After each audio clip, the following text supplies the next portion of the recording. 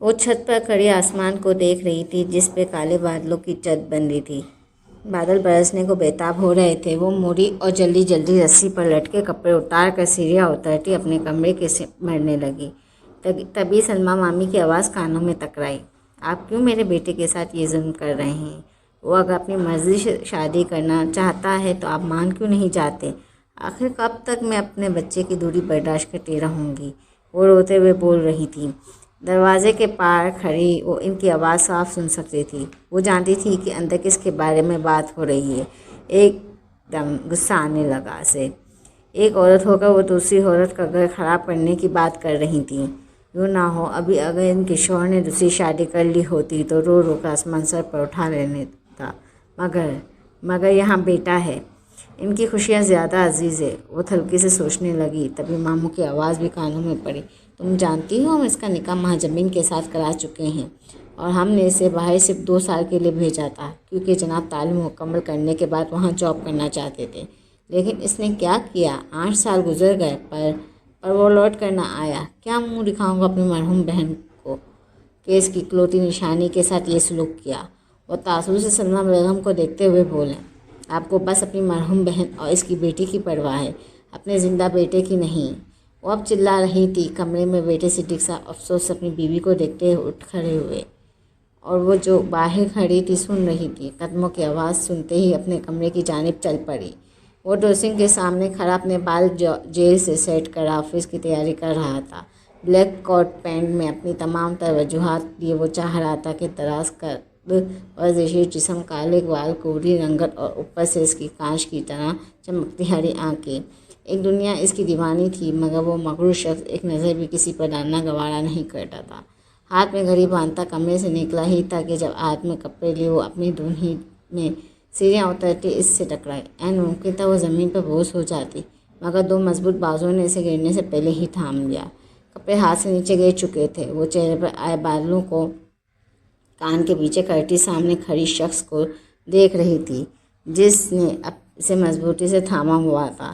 چہرے پر الجھن واضح طور پر دکھائی دے رہی تھی، مگر یہ الجھن تھوڑی اس کی لڑکی کے ٹکرانے کی وجہ سے نہیں بلکہ اس لڑکی کی آنکھوں میں تیرتی نمی کی وجہ سے تھی۔ وہ خود کو سنبھالتی کپڑے اتار کر اپنے کمرے میں چلی گئی اور وہ وہیں کھڑا اسے دیکھتا رہا۔ گھر کے سب بڑے ناشتے کے ٹیبل میں موجود تھے۔ وہ بھی سیڑھیاں اترتا سیدھا ڈائننگ ٹیبل پر آیا اور کرسی کو پیچھے کرتا اس پر بیٹھ گیا۔ ایک نظر سامنے رکھی خالی کرسی پر ڈالی جو کسی غیر موجودگی کا احساس دلا رہی تھی۔ وہ سوچ ہی رہا تھا کہ جب ماں کی آواز کانوں میں پڑی، بیٹا اعظم کب سے انتظار کر رہے ہیں تمہارا اور تم اب آ رہے ہو۔ اگر آج تم نے ناشتہ ادھورا کر گئے تو ہم سے برا کوئی نہیں ہوگا۔ الہیہ بیگم اسے گھورتی ہوئی بولی، پورا ناشتہ ختم کروں گا، آپ ناراض نہ ہو۔ وہ مسکراتا کہتا ناشتہ کرنے لگا۔ نظر بار بار سامنے رکھی کرسی کی طرف اٹھی جسے شاید آج خالی ہی رہنا تھا۔ پر صدیقی صاحب جو مرکزی نیش پر بیٹھے ناشتہ کر رہے تھے، انہوں نے اپنی چھوٹی بیٹی کو مخاطب کرتے ہوئے کہا، مناب جاؤ جا کے مہاجبین کو بلا کر لاؤ۔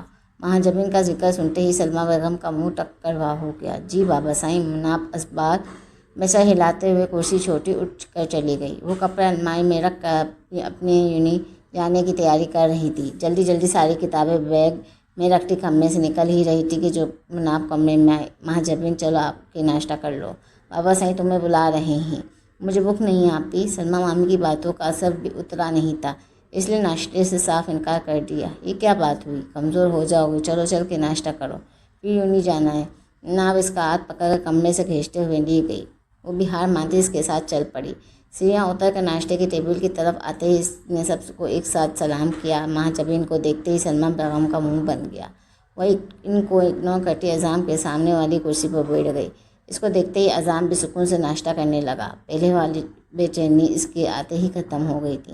ناشتہ میں صرف جوس کا گلاس پی کر وہ اٹھ گئی۔ سب کو سلام کرتی وہ شاہ بیوی کے کمرے میں چلی گئی۔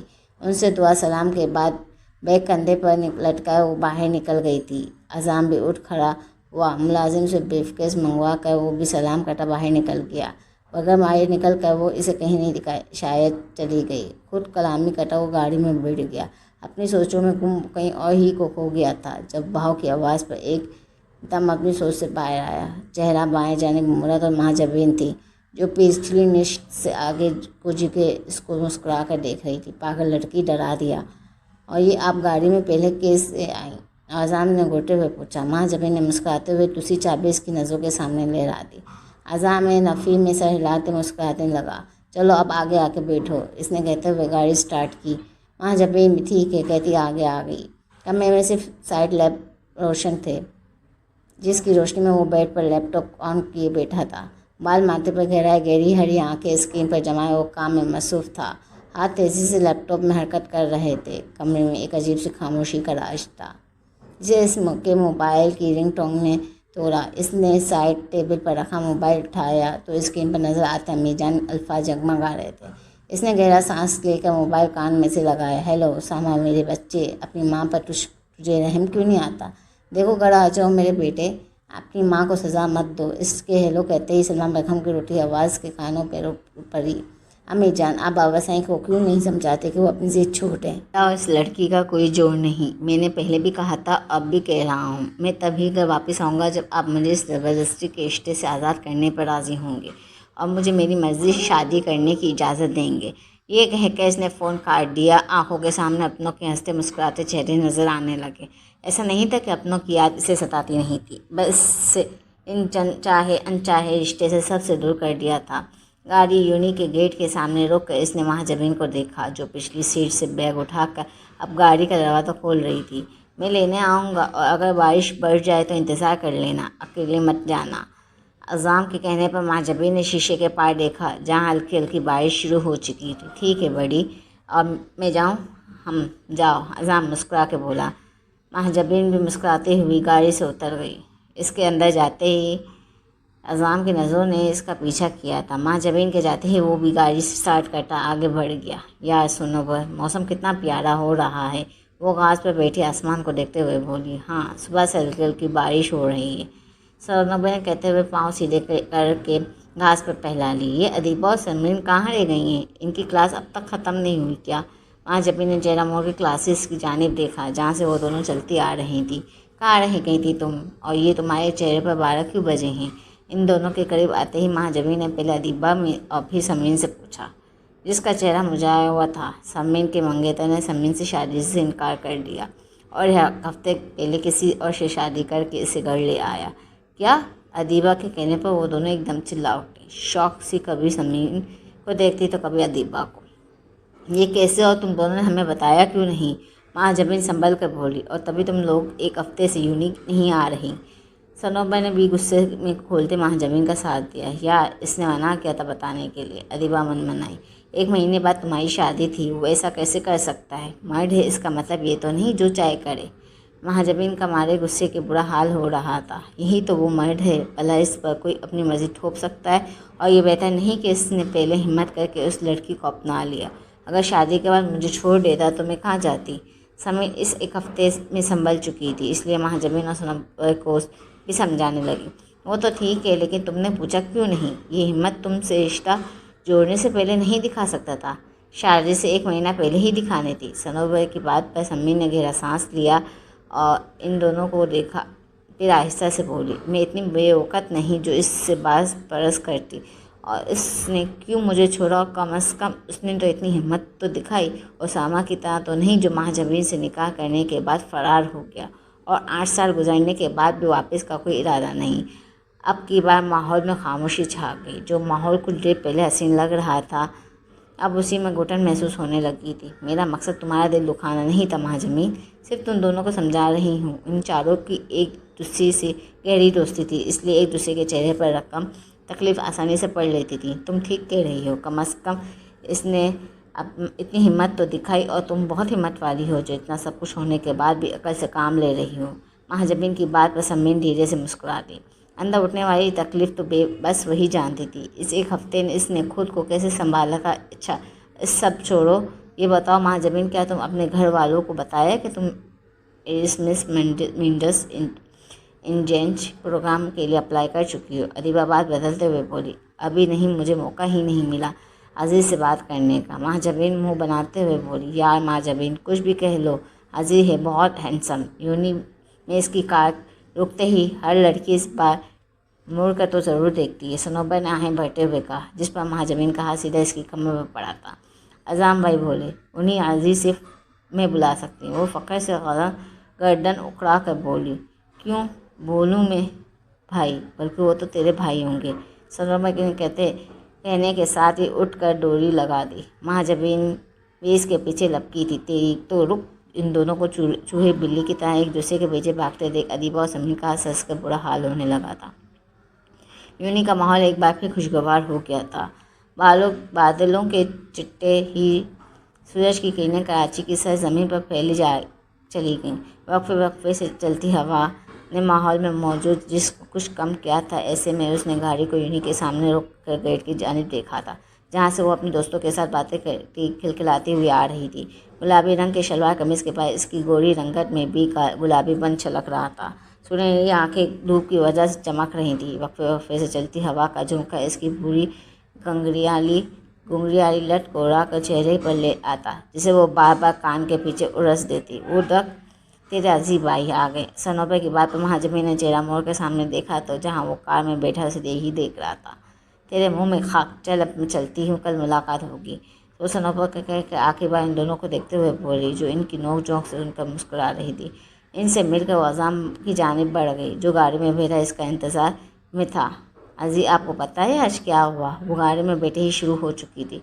इसको बोलता देख अज़ाम ने मुस्कुराते हुए नफ़ी में सर हिलाया ही गाड़ी स्टार्ट करके आगे बढ़ा दी। वो मेरी दोस्त है ना समीन, उसकी 1 महीने बाद शादी थी, लेकिन इसका मंगेतर 1 हफ्ते पहले ही किसी के और से निकाह करके घर ले आया। भला ये भी कोई बात हुई? जितनी हिम्मत अब दिखाई थी, अगर रिश्ता तय होने से पहले दिखा लेता तो समीन की ज़िंदगी तो ना ख़राब होती। आखिर मुझे समझ नहीं आता कि ये मर्द अपने आप को समझते क्या हैं। मतलब के मर्द हैं तो जो चाहें वो करेंगे। क्या वो दूसरे के जज्बा एहसास के इनके नज़दीक कोई अहमियत नहीं है? मर्द ये और मर्द वो की तकरार में ऐसे भूल गया कि था। साथ बैठा शख्स भी एक मर्द था, जो मुस्कुराते हुए बड़े सब्र और तहम्मुल के साथ मर्दों की बुराई सुन रहा था। अब आप बताएं क्या मर्द? वो एकदम बोलते बोलते रुकी। ज़बान दांतों में दबाते इसने चेहरा मोड़ कर दाएं जानिब देखा, जो इसकी बातों से महसूस होता सामने देखते हुए ड्राइव कर रहा था। सॉरी, मुझे ख्याल ही नहीं रहा आप भी तो मर्द हैं। मर्दों की बुराई कैसे बर्दाश्त कर रहे होंगे? वहाँ जमीन की बात पर एक बार अज़ाम का कहका गुंजा। इसने एक नज़र अपने बाबा बेटी महाजबीन को देखा। नहीं, बिल्कुल ठीक कह रही हो आप। मर्दों को दूसरों के बारे में भी सोचना चाहिए, पर क्या ये अच्छा नहीं? शादी से पहले ही इसने ये कदम उठा लिया। इसने महाजबीन को देखा, जो सवालिया नज़रों से इसे देख रही थी। मतलब हाँ, आपकी ये बात तो ठीक है, उसे ये कदम रिश्ता तय करने से पहले उठाना चाहिए था। लेकिन सोचा अगर समीन से शादी के बाद वो इस लड़की से दूसरा निकाह करके ले आता तो उस नुकसान बेहतर नहीं। इसने रिश्ता ही क्यों किया जो इसकी लड़की से शादी करनी हो? तो वो झुंझला कर बोली, देखो महाजबीन, हो सकता है कि इसके घर वालों ने ज़बरदस्ती रिश्ता पक्का कर लिया हो, और अगर वो समीन से शादी कर लेता तो फिर सिर्फ एक ही नहीं 3 लोगों की ज़िंदगी ख़राब हो जाती। वो कैसे? महाजबीन हुए मुस्काई। वो ऐसे कि जिस लड़की से निकाह किया है वो इससे प्यार करता है, उस लड़की के साथ कई वादे किए होंगे, इसलिए अपनी मोहब्बत का गला दबा कर उन वादों को तोड़ कर इस लड़की का दिल दिखा कर वो समीन से शादी भी कर लेता तो कभी खुश नहीं रह पाता, और ना ही समीन को खुश रखता, क्योंकि दूसरों की खुशियों की कब्र अपनी खुशियों की सीट से ही सजाई जाती। अज़ाम की बात पर महाजमीन से देखती रह गई। फिर बाद में सर हिलाते हुए बोली, आप ठीक कह रहे हैं, शायद इसमें ही अल्लाह की कोई बेहतरी होगी। समीन के लिए चलो घर आ गया, अब आप इस बारे में ज़्यादा नहीं सोचें। इसने कहते हुए गाड़ी गेट के सामने रोकी। चौकीदार ने इसे देखते ही दरवाज़ा खोला था। वह आगे बढ़ा, गाड़ी को पोश में ले गया। तुम लोग पार्टी बाद में प्लान करना, पहले मेरा मसला हल करो। सादा सफ़ेद सलवार कमीज़ में मलबूस वो परेशानी में से कमरे में इधर से उधर चक्कर काटे इन तीनों को लटारे हुए बोली थी, जो इस वक्त कॉन्फ्रेंस कॉल पर मौजूद स्कॉलरशिप के मिलने की खुशी पार्टी का प्लान कर रहे थे। थोड़ी देर पहले ही इससे ईमेल मौसूल हुई थी, जिसके मिलते ही इसने फ़ौरन इन तीनों को फ़ोन कर दिया था। तो क्यों इतनी परेशान हो रही है? जाके सीधा अजीब भाई से बात कर। स्पीकर में सनोबर की शरारत भरी आवाज़ से भरी, जिस पर महाजमीन तब उठी। मेरी यहाँ जान पर बनी है और तुझे मजाक सूझ रहा है यार। सनोबर ठीक कह रही है, समीन और अदीबा एक साथ बोली। तुम दोनों बहनें इस मोटी औरत की हाँ में हाँ ना मिलाओ। महाजमीन गुस्से से बोली। جس پر سمرین اور ادیبہ کی ہنسی چھوڑ گئی، جبکہ صنوبر کو دوہرا صدمہ لگا۔ اے لے، موٹی کس کو بولا؟ اوپر سے عورت، بکواس بند کرو اور مدعے پہ آؤ۔ مہاجبین، تم کو اعظم بھائی سے ہی بات کرنی چاہیے، آج تک انہوں نے ہی تمہیں ہر مسئلے سے نکالا ہے، اب بھی وہ سنبھال لیں گے۔ ادیبہ سمجھاتے ہوئے بولی، نہیں، یہ بات میں نے ان سے چھپائی ہے، وہ اس بات پر ناراض ہوں گے۔ اس کے لہجے میں بے بسی ڈر آئی۔ تو کیا ہوا؟ وہ جتنا بھی ناراض ہوں لیکن تمہارے ہر مسئلے کو حل تو کر دیتے ہیں نا؟ اب بھی کر دیں گے۔ ہاں، سمرین ٹھیک کہہ رہی ہے، عزیز دل کے بہت اچھے ہیں۔ صنوبر سمرین کی ہاں میں ہاں ملاتی شرارت سے بولی، تجھے تو میں کل بتاتی ہوں، اب ڈنر کا ٹائم ہو رہا ہے، تم لوگوں سے کل بات ہوگی، بائے بائے۔ اس نے کہتے ہی فون کاٹ دیا۔ دل کسی بھی طرح سے مطمئن نہیں ہو رہا تھا، تاہم اب جب سمندر میں کشتی اتار دی تھی تو کسی کے کنارے تو لگا نہیں تھا۔ سبھی ڈائننگ ٹیبل پر موجود ڈنر کرنے میں مصروف تھے۔ کھانے پرسکون ماحول میں کھایا جا رہا تھا۔ مہاجبین نے منہ میں نوالہ ڈال کے ایک نظر سامنے نیش پر بیٹھے صدیق صاحب کو دیکھا، پھر سامنے موجود اعظم کو۔ اف، کہاں پھنس گئی؟ اعظم پر نظر جمائے سوچنے لگی، ساتھ میں منہ بھی چل رہا تھا۔ تبھی اس کی نظر محسوس کر کے اعظم نے سر اٹھا کر اسے دیکھا۔ وہ اسے ہی دیکھ ہی رہی تھی۔ اعظم نے بھونیں مسکرائی، جیسے پوچھ رہا ہو کیا؟ مہاجبین فوراً نفی میں سر ہلاتی واپس اپنی پلیٹ میں جھک گئی۔ اللہ جی، مجھے مت دینا، آج تو میں گئی کام سے۔ منہ بسو کر سوچتی ایک اور نوالا منہ میں ڈالا۔ چائے کمرے میں بھجوا دیجیے گا، میں کمرے میں جا رہا ہوں۔ صدیق صاحب کھانا ختم کرتے ہوئے اٹھے۔ سب تقریباً کھانا ختم کر چکے، تبھی انہیں اٹھتا دیکھ کر مہاجبین بھی فوراً اپنی کرسی سے چھوڑ کر اٹھی۔ مجھے آپ سے بات کرنی ہے ماموں جان۔ مہاجبین کی آواز پر ہر شخص نے چہرہ اٹھا کر اس کی طرف دیکھا۔ سلمیٰ مامی کے چہرے پر بیزاری ڈر آئی۔ لو، شروع ہو گیا اس کا ڈرامہ۔ ٹھیک ہے بیٹا، میرے پیچھے آؤ، وہ کہہ کر مڑنے لگے کہ ایک بار پھر وہ بولی، نہیں ماموں جان، مجھے یہیں سب کے سامنے بات کرنی۔ ایسی کیا بات ہے؟ ان کے چہرے پر الجھن واضح تھی۔ اعظم الجھن بڑی نظروں سے اسے دیکھ رہا تھا۔ یہ پہلی بار تھا اس کے علم میں لائے بغیر وہ کچھ کرنے جا رہی تھی، کہنے جا رہی تھی۔ ماموں جان، وہ میں، کیا بات ہے؟ بولو، آج سے پہلے تم نے کبھی اتنا نہیں سوچا۔ وہ اس کے بعد ادھوری چھوڑنے پر بولے، وہ میں نے ایراسمس مینڈس ایکسچینج پروگرام کے لیے اپلائی کیا تھا اور مجھے اسکالرشپ مل گئی ہے، جس کے بعد مجھے 5 مہینے کے لیے فرانس جانا پڑے گا اسٹڈی کرنے۔ مہاجبین کی بات پر ڈائننگ ماحول میں ایک لمحے کے لیے سناٹا چھا گیا۔ سب شوق سے اسے دیکھ رہے تھے۔ تبھی سلمیٰ ماما کی آواز نے اس سے خاموشی کو توڑا۔ میں کہتی تھی نا، اسے اتنی چھوٹ مت دیں۔ دیکھ لیا انجام، اب اس گھر کی لڑکیاں اکیلی ملک سے باہر جائیں گی۔ یہ تو پہلے ہی آوارہ ہے، وہاں جا کر اور بگڑ جائے گی۔ سلمیٰ مامی کی بات پر اس نے ان کی طرف دیکھا۔ زبان میں شدت سے کچھ الٹا سنانے کی کھجلی ہوئی، لیکن اس نے ایک نظر صدیق صاحب اور دوسری اعظم پر ڈالی۔ وہ اسے ہی دیکھ رہے تھے۔ اف رے قسمت، ان کے سامنے تو کچھ بول بھی نہیں سکتی۔ نچلا ہونٹ دانتوں میں دبائے وہ یہ کڑوا گھونٹ خاموشی سے پی گئی۔ یہ سب کیا ہے مہاجبین؟ جب سب کچھ خود طے کر لیا تھا تب تم ہمیں بتا رہی ہو، ہم سے پوچھنا تک گوارا نہیں کیا۔ وہ غصے سے بولے، جس پر مہاجبین کا سر شرم سے جھک گیا۔ مناب عالیہ بیگم افسوس سے اسے دیکھ رہی تھی۔ سوری ماموں جان، مجھ سے غلطی ہو گئی، سر جھکا کر کہتے اس نے چور نظر انداز کو دیکھا جو بے یقینی سے اسے دیکھ رہا تھا، جس نے اتنی بڑی بات اس سے چھپائی تھی۔ آپ کہیں نہیں جائیں گی، اب سے کمرے میں جائیں۔ لیکن ماموں جان، ہم اپنا فیصلہ چنا چکے ہیں، وہ ڈرش لہجے میں کہتے وہاں سے چلے گئے۔ سلمیٰ مامی بھی ایک کتیلی نظر اس پر ڈالتی اس کے پیچھے چلتی۔ اس نے ایک نظر باقی سب پر ڈالی جو خاموشی تماشائی بنے کھڑے تھے، اور بلکہ جھکا کر آنسو پر باندھتی وہاں سے چلی گئی۔ اعظم کی نظروں سے دور تک اس کا پیچھا کیا۔ وہ چھت پر دیوار کے ساتھ لگی بیٹھی بھیگی آنکھوں سے آسمان پر نظر آتے چاند کو دیکھ رہی تھی۔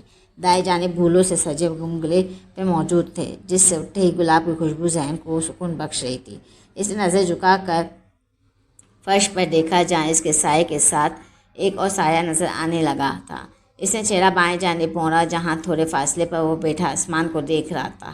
اس نے بھی چہرہ موڑ کر نظر واپس آسمان پر جما دی۔ آپ ناراض ہیں؟ مجھے ایسا کوئی حق نہیں۔ اس کے جواب پر ایک بار پھر اس کے اعظم کو طرف دیکھا۔ وہ سنجیدہ سا دیکھ رہا تھا۔ ادھر گلاب کے پھول بھی رکھ کر دلچسپی سے انہیں سننے لگے تھے۔ پوچھیں گے نہیں؟ کیوں نہیں بتایا؟ آپ مجھے بتانے کی پابند نہیں۔ مہاجبین نے چہرہ واپس آسمان کی طرف کر لیا جہاں موجود چاند بھی سانس روکے انہیں سننے لگا۔ آپ چچی جان کی باتوں پر رو رہی ہیں۔ اعظم کی بات پر گلاب کے پھول بھی اس کا جواب سننے کے لیے بے چین ہو گئے۔ آسمان پر موجود چاند خاموشی سے انہیں دیکھ سن رہا تھا، میرا دل کرتا ہے اس گھر سے کہیں دور چلی جاؤں، کیسی ایسی جگہ جہاں سکون ہو، نہ کسی کے تانے ہوں، نہ کسی کے الزام۔ وہ اس کے سوال کو نظر انداز کرتے بولی، یہ آپ کا اپنا گھر ہے، آپ کو کوئی جانے کی ضرورت نہیں۔ آسمان پر موجود چاند نے بھی اس کی تائید کی، اپنا گھر وہی ہوتا ہے جو پیسوں سے خریدا ہو، جہاں صرف آپ کا حق ہو، نہ باپ کے گھر سے جانے کا دکھ ہو، نہ سسرال سے نکالے جانے کا خوف، پھر چاہے وہ ایک کمرے کا ہی کیوں نہ ہو، پر آپ کا ہو۔ اب کی اذان نے چہرہ اس کی جانب موڑا، جو اب سامنے نظر آتے ان دونوں کے سائے کو دیکھ رہی تھی۔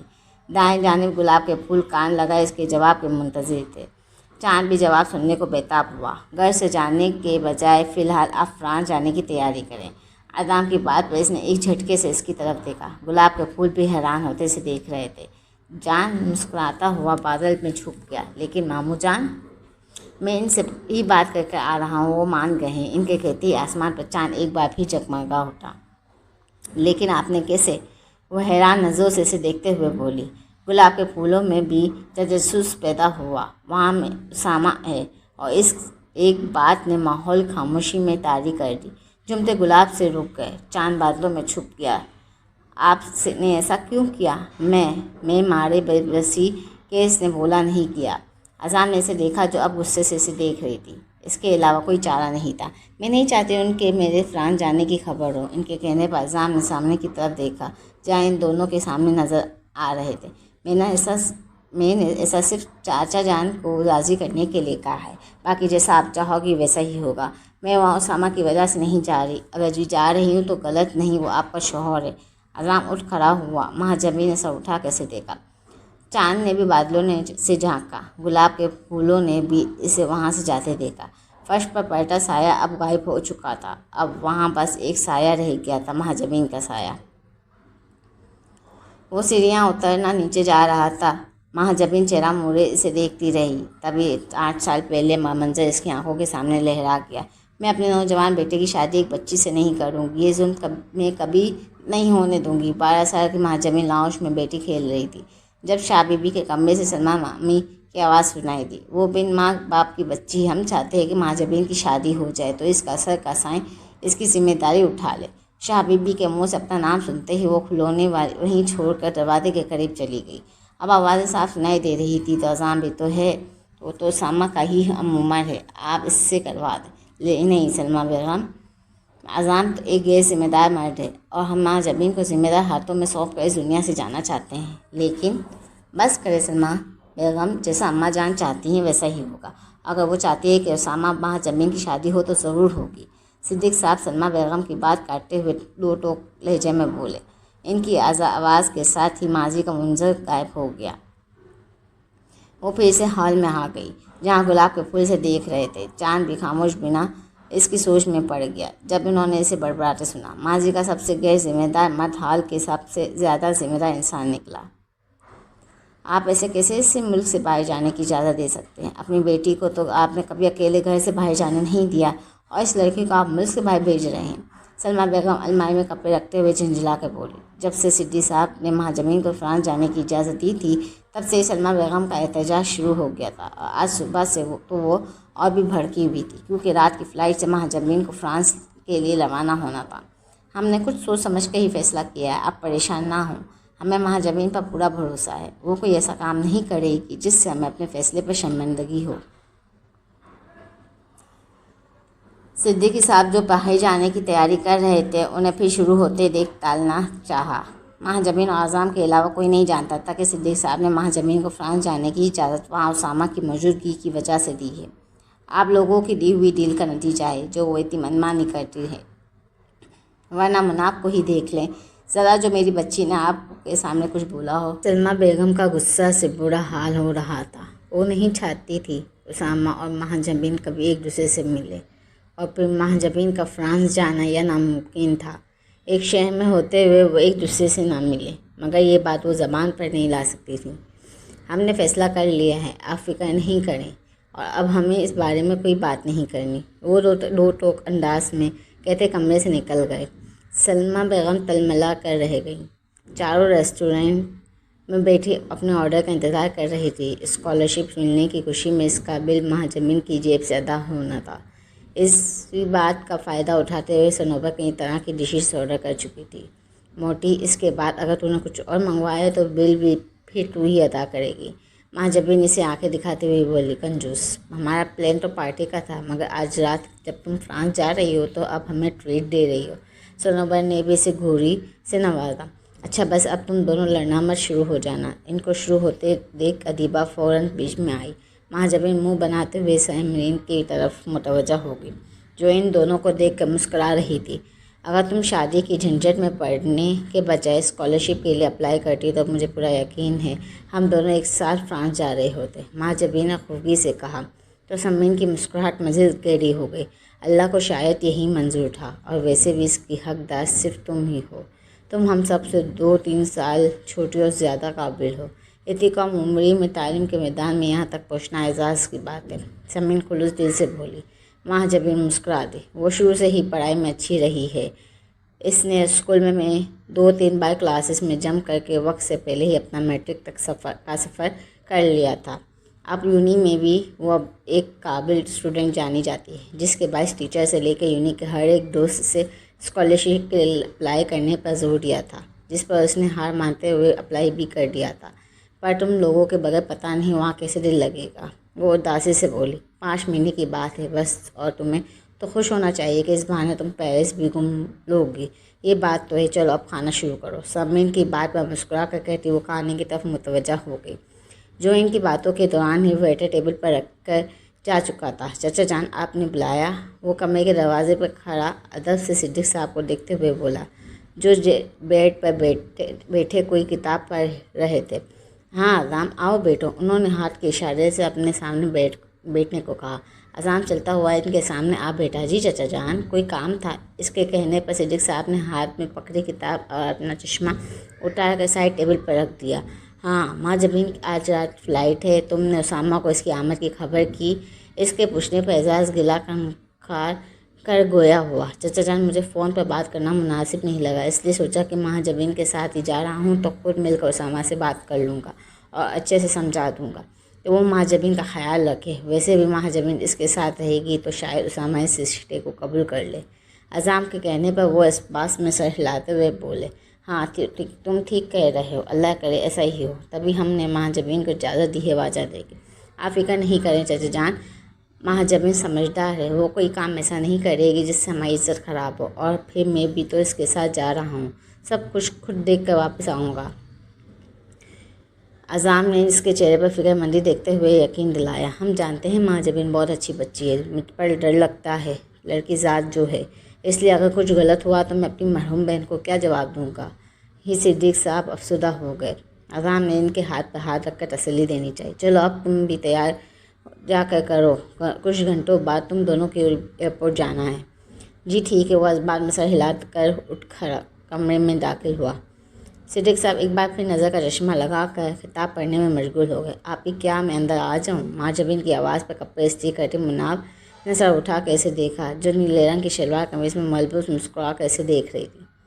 مناب بھی مسکرا دی، بالکل آ جاؤ، یہ بھی بھلا کوئی پوچھنے والی بات ہے؟ مناب کو کہتے ہوئے وہ صوفے پہ جا کر بیٹھ گئی۔ نظر مناب پر جمی تھی۔ کیا ہوا، کوئی بات ہے؟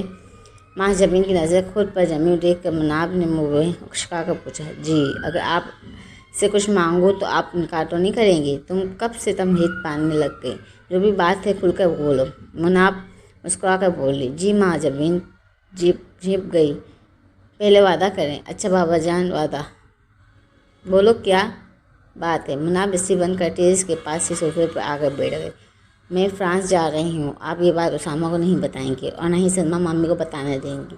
ماں جبین کی بات پر مناب اس سے دیکھتی رہ گئی، پھر اپنی حیرت پر قابو پاتے ہوئے بولی، لیکن ماں جبین، مجھے لگا تھا تم بھائی کی وجہ سے فرانس جا رہی ہوں۔ پلیز آپ بھی، ایسا کچھ نہیں ہے، میں زبردستی ان کے سر پر مسلط نہیں ہونا چاہتی، میں وہاں بس پڑھائی کی وجہ سے جا رہی ہوں اور اس بہانے پیرس بھی گھوم لوں گی، ماں جبین نے اکٹا کر کہا۔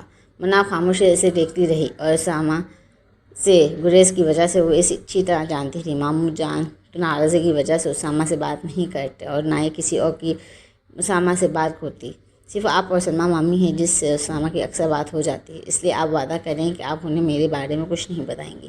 ماں جبین اپنا ہاتھ اس کے سامنے کرتے ہوئے بولی۔ مناب نے نہ چاہتے ہوئے بھی اس کا ہاتھ تھام لیا۔ ٹھیک ہے، پر تم اپنا خیال رکھنا، وہ بڑی بہن کی طرح فکر مندی سے بولی۔ ماں جبھی مسکراتے ہوئے اس کے گلے لگ گئی۔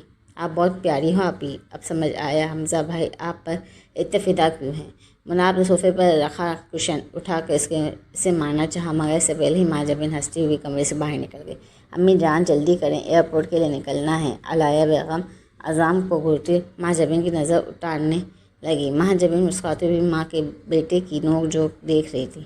بیٹا دھیان سے جانا، اور وہاں کوئی شرارت نہیں، اچھی لڑکیوں کی طرح رہنا، سمجھی۔ وہ ایئرپورٹ کے لیے روانہ ہو رہی تھی، اس لیے سب سے مل کر آخر میں وہ علالیہ بیگم کے پاس چلی آئی۔ رہنے دیں امی جان، کس کو نصیحت کر رہی ہیں؟ اس محترمہ کی ہمارے سامنے شرارتیں ختم نہیں ہوتی تو پیٹھ پیچھے کس پاس آئے گی؟ اعظم سنجیدہ چہرے سے بولا، جبکہ آنکھوں میں شرارت ناچ رہی تھی۔ ماں جبین نے اسے گوری سے نوازا۔ مامی جان انہیں سمجھا لیں، اب میں ایسی حرکت نہیں کرتی، وہ منہ بنا کے بولی، جس پہ علالیہ بیگم مسکرا دی۔ مت تنگ کرو اعظم میری بیٹی کو، ورنہ مار کھاؤ گے۔ اچھا بابا نہیں کرتا، آپ چلیں ورنہ فلائٹ نکل جائے گی۔ اعظم کے کہنے پر وہ اس بات میں سر ہلاتی علالیہ بیگم اعظم کے ساتھ کمرے سے نکل کر لاؤنج میں آ گئی، جہاں صدیق صاحب اور باقی سب موجود تھے۔ میں بس نانی جان سے مل کر رہی، ماں جبین کہتے ہوئے شاہ بی بی کے کمرے میں چلی گئی۔ سامنے ہی بیڈ پر وہ بیٹھی تسبیح کر رہی تھی۔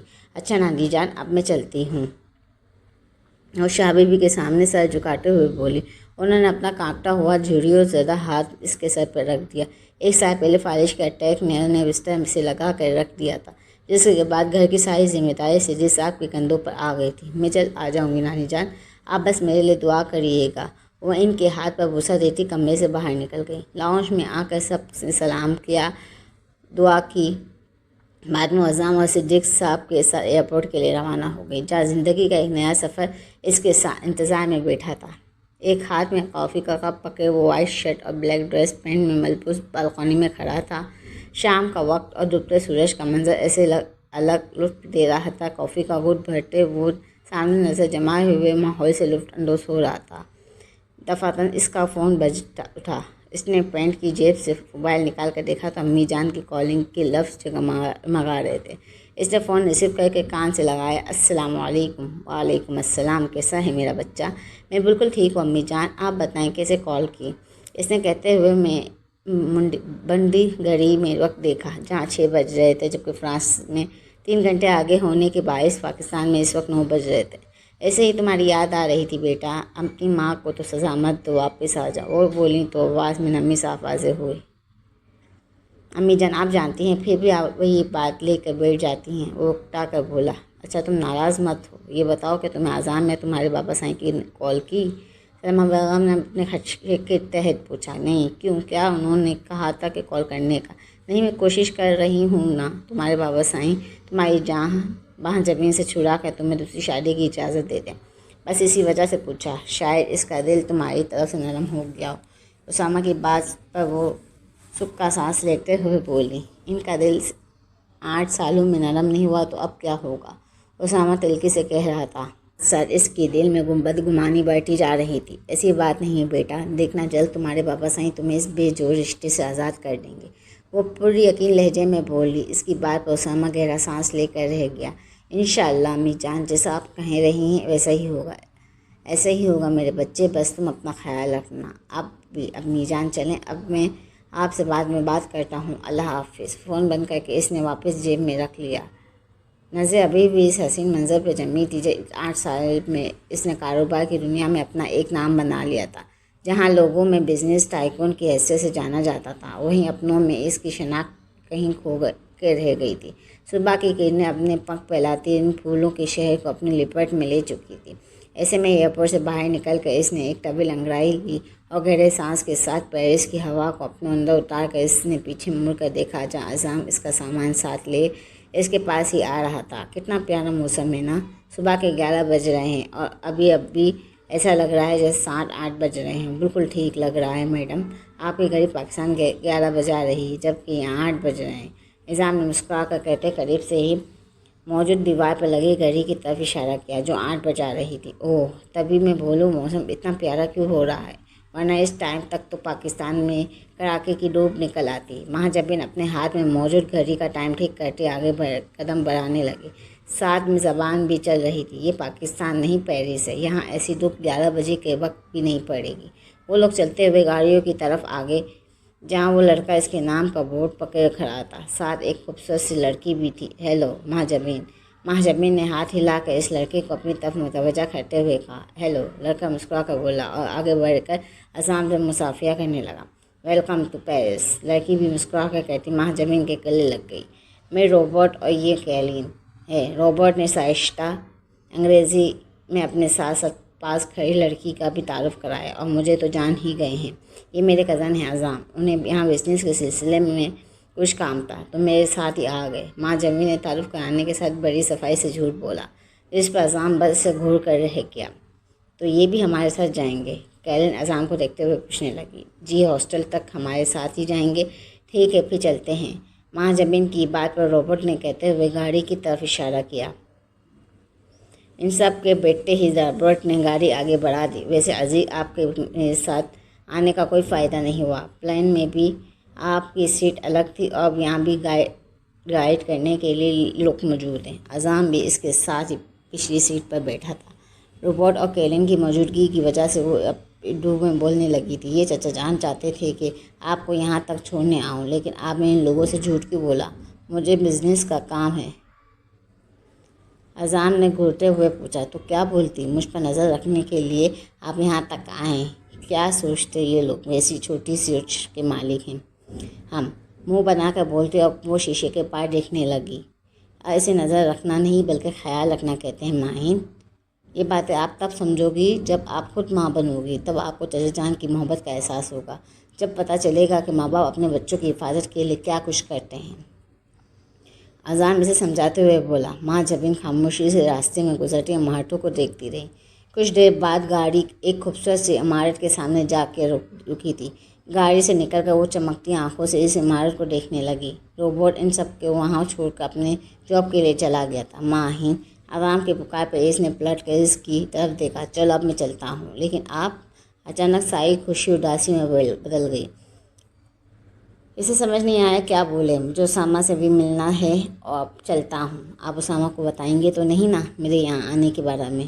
وہ ایک آس سے پوچھنے لگی۔ نہیں، میں نے کہا تھا نا، جیسا آپ چاہو گی ویسا ہی ہوگا، اس نے یقین دلایا۔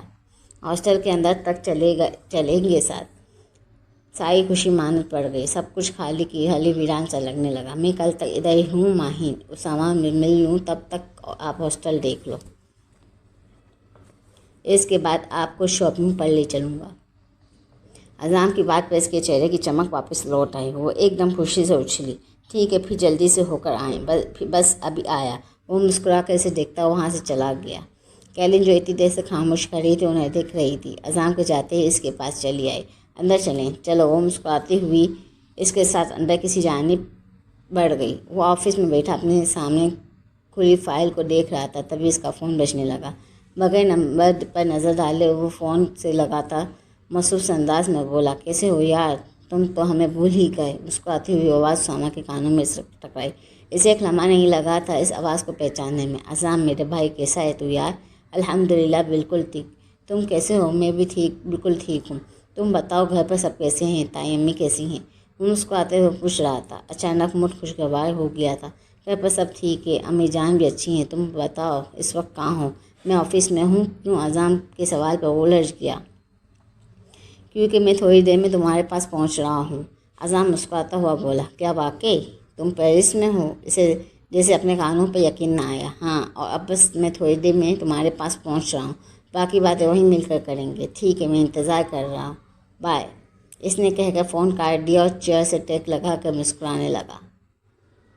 عزام سے اس کی ملاقات 3 سال پہلے ہوئی تھی، جب وہ بزنس میٹنگ کے سلسلے میں پیرس آیا ہوا تھا، اور اب 3 سال بعد وہ ایک بار پھر مل رہے تھے۔ یوں تو اکثر بزنس سے جڑی خبروں میں سے اسے عزام کے متعلق معلومات حاصل ہوتی رہتی تھی، اکثر فون پر بھی بات ہو جایا کرتی تھی، مگر یوں کسی اپنے کو روبرو دیکھنے کی خوشی ہی الگ ہوتی۔ یہ تمہارا روم ہے، فی الحال ابھی کوئی لڑکی نہیں آئی، پر جیسے ہی کوئی آئے گی تمہیں اس کے ساتھ شیئر کرنا پڑے گا۔ کیرن سے روم دکھاتے ہوئے بولی، جہاں 4 سنگل بیڈ موجود تھے۔ بائیں جانب واش روم بنا ہوا تھا، سامنے دیوار پر ایک بڑی سی کھڑکی موجود تھی جس سے باہر خوبصورت مناظر واضح طور پر دکھائی دیتے تھے۔ یعنی تب تک مجھے اکیلے رہنا پڑے گا۔ इसे अभी से सब की याद सताने लगी थी और अब अकेले इस रूम में रहने का सुनकर इसका दिल और उदास हो गया था। नहीं हो सकता है कोई आज ही आ जाए, फिर मैं भी तो हूँ, तुम्हें बोर नहीं होने दूंगी, कैलिन मुस्कुरा कर बोली। इसे देख के महाजबीन भी मुस्कुरा दी। सुनहरे बाल, नीली आंखों वाली खूबसूरत सी कैलिन इसे अच्छी लगी थी। क्या मैं आ जाऊँ? वो दरवाज़ा खोलकर मुस्कुराता हुआ पूछ रहा था। उस समय ने चेहरा उठाकर मुस्कुराते हुए इसे देखा और चेहरे से पुष्ट लगाकर आराम से बैठा हुआ बोला, तुम्हें भी अब इजाज़त की ज़रूरत है। ज़ाहिर है भाई, फ्रांस के बिजनेस टाइकून के ऑफिस में दाखिल होने के लिए इजाज़त की ज़रूरत नहीं पड़ेगी। वो चलता हुआ इसके सामने आ रुका। लेकिन मुझे नहीं लगता कि पाकिस्तान का वो बिज़नेस टाइकून जिसके साथ मुझ समेत यूरोपीय कैनेट्रेंट्स के कई बड़े बड़े बिजनेसमैन काम करना चाहते हैं, इसे मेरे ऑफिस में आने के लिए इजाज़त की ज़रूरत है। उसामा ने कहते हुए हाथ के इशारे से इसे बैठने को कहा। अज़ाम चेहरे गुस्सा कर इसके सामने बैठ गया। मुझे कभी कभी हैरत होती है अज़ाम, ऐसा क्या हुआ कि तुम इतना बदल गए हो? 6 सालों में तुमने बिजनेस की दुनिया में इतनी तरक्की कर ली, वरना याद तुम्हें 8 साल पहले तुम हमारे ख़ानदान में सबसे ज़्यादा गैर जिम्मेदार इंसान समझे जाते थे।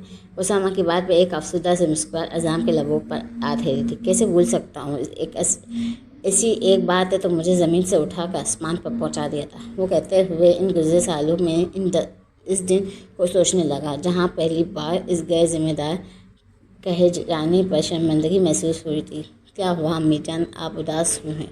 अज़ाम कमरे में दाखिल होकर अलाया बेगम को देखते हुए पूछने लगा, जो बेदिली से उसामा और महाजबीन के निकाह के लिए कपड़े इस्त्री कर रही थी। मेरी ख्वाहिश थी कि महाजबीन का निकाह तुमसे हो जाता।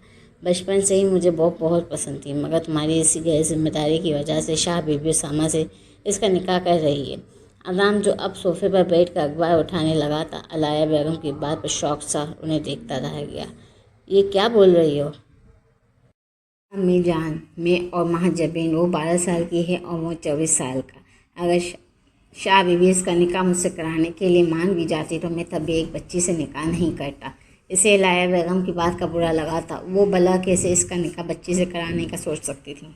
तो क्या हुआ, उसामा भी 24 का है और हमारे मज़हब में ये गुनाह नहीं है जो तुम इतना बुरा मान रहे हो। वैसे भी चंद साल में वो जवान हो जाएगी। लड़कियां तो वैसे भी देखते ही देखते बड़ी हो जाती हैं। अलाया बेगम खूबी से इसे देखते हुए बोली, अच्छा छोड़ें, अब वैसे भी कुछ नहीं हो सकता। आज वो उसामा की बीवी बनने जा रही है। हाँ, अगर तुम थोड़ा जिम्मेदार बन जाते तो आज वो उसामा की बीवी ना बनने जा रही होती।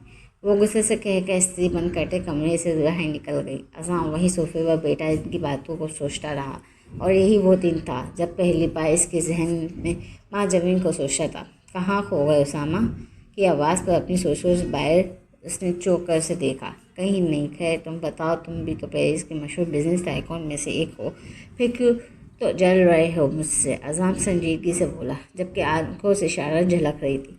क्या करूं यार, मैं 8 साल लगा कर यहाँ तक पहुँचा हूँ और तुमने मेरे बाद बिजनेस की दुनिया में कदम रखा और सिर्फ 6 साल लगा कर मुझसे भी आगे निकल गए, इसलिए जेलिस होना तो बनता है। वो आंख मारकर बोला। अज़ाम हंस दिया। तुम भी ना। अच्छा ये बताओ, घर आने का क्या प्लान है? अज़ाम की बात पर इसकी मुस्कुराहट ढली। वो एकदम संजीदा हो गया। तुम जानते हो अज़ाम, फिर भी ये पूछ रहे हो? अज़ाम भी संजीदा हुआ। हाथ बाहम मिलाकर टेबल पर रखते हुए ज़रा आगे को झुका। वक्त पहले जैसा नहीं रहा उसामा। महाजबीन अब 20 साल की जवान लड़की है, इसलिए तुम्हें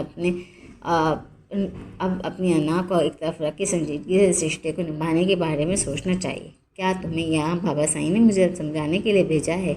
उसामा बाबा सकैर कर पूछने लगा।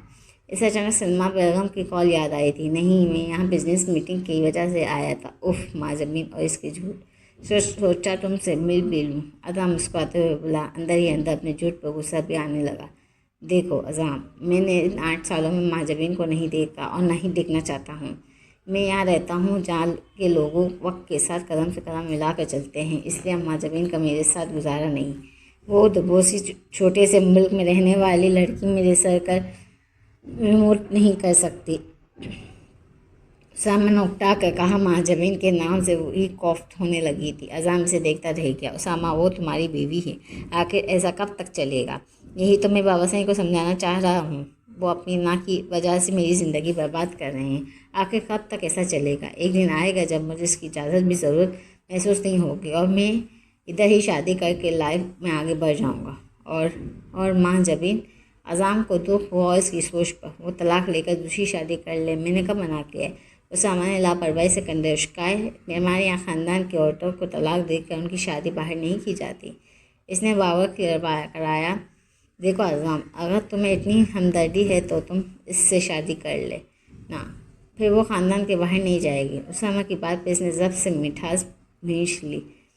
ایک عزت دار مرد کو زیب نہیں دیتا وہ اپنے سے منسلک عورت کا نام کسی نامحرم کے ساتھ جوڑے۔ پلیز اذان، وہ مجھ سے منسلک نہیں ہے۔ اسلام میں زبردستی نکاح کی کوئی گنجائش نہیں ہے، اس لیے میں اس نکاح کو نہیں مانتا۔ اس سے آگے سننے کی اذان میں ہمت نہیں تھی۔ وہ اٹھ کھڑا ہوا۔ کہاں؟ اسامہ سر اٹھا کر اسے دیکھتے ہوئے پوچھا۔ وہ میری میٹنگ ہے ابھی۔ اف پھر اٹھ۔ اچھا تو پھر تم کب تک یہاں ہو؟ کل رات کی فلائٹ ہے۔ ٹھیک ہے، تو پھر رات کو ڈنر ساتھ کریں گے۔ اسامہ نے پھیلی بدمزاجی کو کچھ کم کرنا چاہا۔ ٹھیک ہے، پھر رات کو ملتے ہیں۔ اذان بھی سب بھول کر مسکرا کر اس سے ہاتھ ملاتا باہر کی جانب بڑھ گیا۔ اسامہ اس کی پشت کو دیکھتا گہرا سانس لے کر رہ گیا۔ واہ حسین، آپ یہ لمبرگنی کہاں سے لائیں؟ خوشی سے آنکھیں پھیلائیں اور وہ اپنے سامنے نئی ماڈل کی بلیک لمبرگنی کو دیکھتے ہی بولی، آپ بھول رہی ہیں میڈم، میں ایک بزنس ٹائکون ہوں۔ اذان اس کا خوشی سے دیکھتا چہرہ دیکھ کے مسکرا کر بولا، اچھا اب جلدی چلیں، آپ پہلے ہی اتنی دیر سے آئے ہیں۔ وہ کہتے ہوئے کار کا دروازہ کھول کر بیٹھ گئی۔ اذان مسکراتا ہوا نفی میں سر ہلاتا خود بھی ڈرائیونگ سیٹ سنبھال کر بیٹھ گیا۔ اتنی دیر سے کیوں آئے؟ ہمیشہ کی طرح وہ نان اسٹاپ شروع ہو گئی تھی۔ میں کل رات کی فلائٹ سے واپس جاؤں گا، تب تک سڑکوں میں تو نہیں پھر سکتا نا، پر اس لیے سب سے پہلے ہوٹل میں روم بک کروایا، اس کے بعد شو روم سے گاڑی اٹھائی اور اب بندے آپ کی خدمت میں حاضر ہے۔ اذان کی بات پہ وہ ہنس کر باہر دیکھنے لگی۔ تھوڑی ہی دیر میں گاڑی پیرس کے اس بڑے سے شاپنگ مال کے سامنے جا رکی۔ کتنا خوبصورت ہے یہ عزیز، وہ اپنے سامنے موجود گیلریز لافایت پیرس آسمان کو دیکھتے ہوئے کہہ رہی تھی، یہ اندر سے اور بھی زیادہ خوبصورت ہے، آؤ چلیں۔ وہ گاڑی کو لاک کرتا مہاجبین کو ساتھ لیے اندر کی جانب بڑھ گیا۔ مہاجبین چاروں طرف نگاہ ڈالتے ستائش بڑی نظروں سے اسے دیکھ رہی تھی۔ یہ ڈریس دیکھو مہاجبین، اذان نے اس کی توجہ قریب ہی ڈمی میں لگے ایک ڈریس کی جانب کروائی، بہت پیارا ہے۔ وہ بلیک اور ریڈ کلر کی خوبصورت سے ڈریس کو دیکھتے ہوئے بولی، ٹھیک ہے پھر یہ لے لیتے۔ اذان نے اسے پیک کروایا اور اسے لے کر آگے بڑھ گیا۔ اتنی شاپنگ کرتے تقریباً 1 گھنٹہ گزر چکا تھا۔ کافی ساری چیزیں خریدنے کے بعد ابھی وہ ایک شاپ پر کھڑا پرفیوم چیک کر رہا تھا، تبھی اس کی نظر مال میں داخل اسامہ پر پڑی، جو کسی لڑکی کو ہمراہ ہنستا مسکراتا آگے بڑھتا رہا تھا۔ کون ہے یہ لڑکی؟ اسامہ کے ساتھ کیا کر رہی ہے؟ اذان نے سوچتے ہوئے اپنے بائیں جانب دیکھا، جہاں مہاجبین کھڑی اپنے لیے ہینڈ بیگ دیکھ رہی تھی۔